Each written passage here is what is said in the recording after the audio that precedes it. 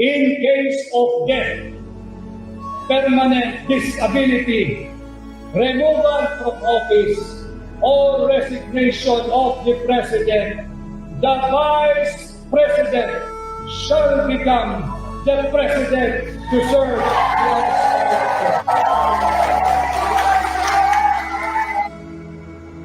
Sa kabila ng pagsusulong ng mga hilaw na dilaw ng makataliwang grupo ng mga kakampi ng ilang elemento sa simbahang Katoliko, hindi pwedeng ibasura ang probisyon ng Article 7, Section 8 na aking babasahin. How is his state of health?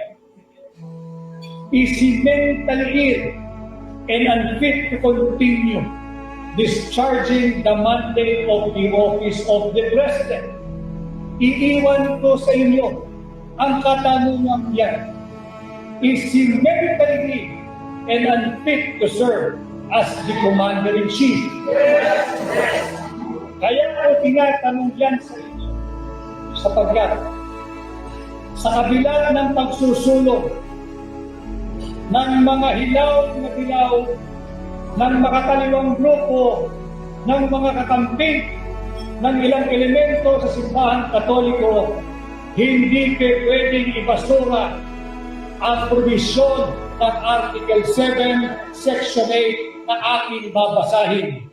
In case of death, permanent disability, removal from office, or resignation of the President, the Vice President shall become the President to serve the office.